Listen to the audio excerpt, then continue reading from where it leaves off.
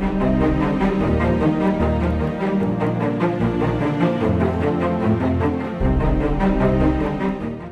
and welcome to Rally TV's election trail, the campaign trail, and I'm in Kortalim constituency with the Kortalim candidate for TMC. So you have already begun your campaign for quite a long time now, and how do you feel the response that you have received so far?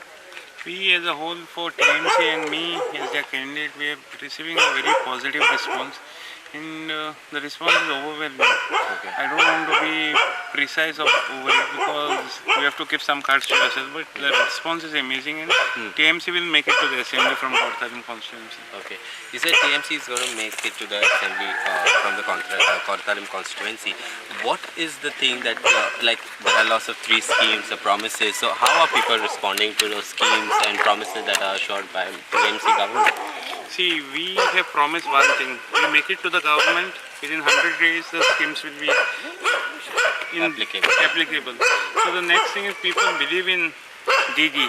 They know she is the next Prime Minister in the making. So they know we mean business. We are not just come to fool around with the people of Goa. And me switching over from Congress to TMC, I was getting the ticket preferably there, but still I moved on to TMC because I saw better future for Goa and for Goans with this party in Goa. Okay. You said that you have better future in Goa and for the Goans. The Kortalim has different kinds of people, right from the fishermen to the taxi drivers, then to different occupants over here, traditional occupants people. So how you have to say the response that the traditional occupants have given you? The traditional occupants, as far as fishermen or the farmers are concerned, see, basically most of our youth in our villages from Kansalim, Kortalim, Kedusim, to be very honest with you all on this show, our voting population has gone on a decline in this panchayat.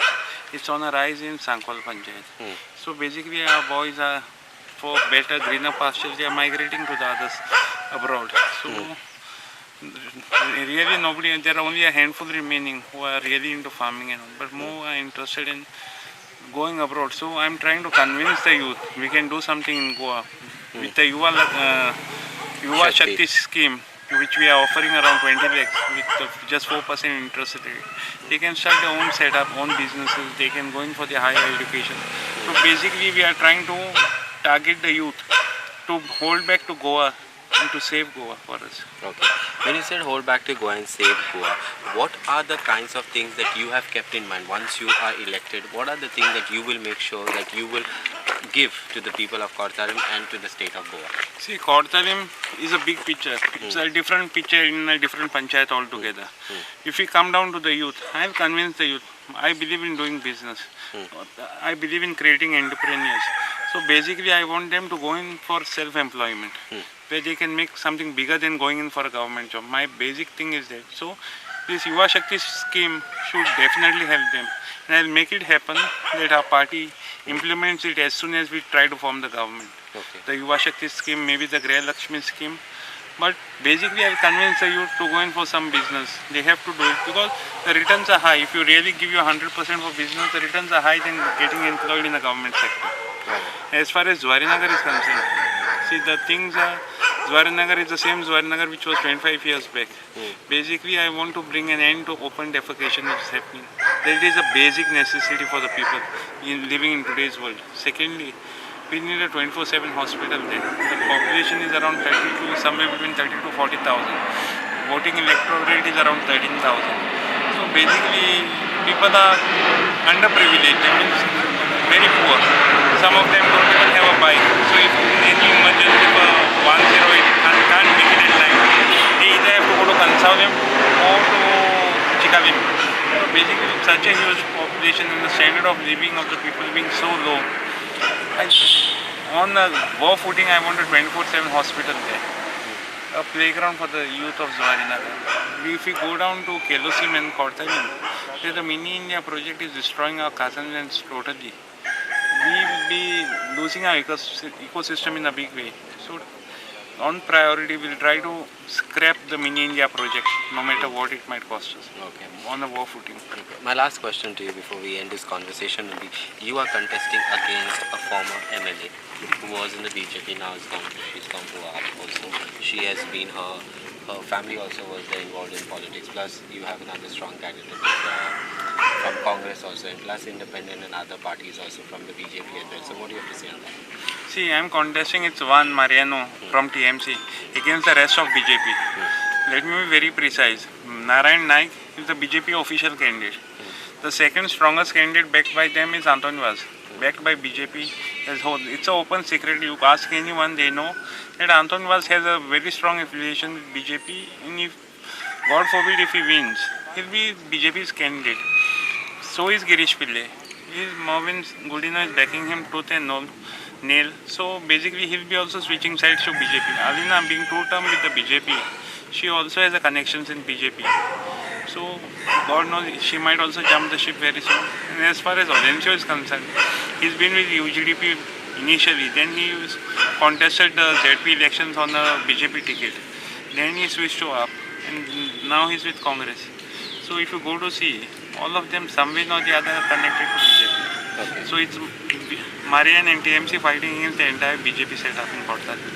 Thank you so much, sir, for your time, and wish you all the very best. Thank you very much for making time and taking our press. It was a great meeting you. Thank you, sir. Mr. Glenn Prito, we have seen that you have been on every door-to-door campaign with Mariano. So what do you have to say on the response that you have received and about Mariano itself?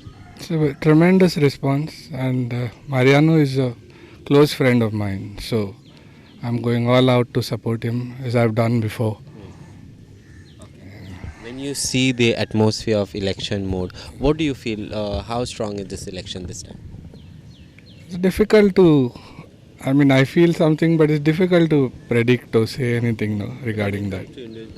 For you as an individual, Yeah. how important was this election? This is a very important, this is actually a turning point for us, because we've been going through a lot which everybody knows, and we need a change now, a serious change. When you say you need a serious change, my question to you will be, what are the things that you think or the things in Kottayam should change? Maybe one or two that you would elaborate on. As far as elections, No, as far as the things that you need to be like farmer safety or some youth development, what are the things that you feel should be given more focus this time? definitely self-employment, and the youth have to be considered. So many things, I could make a list, it'll go on and on.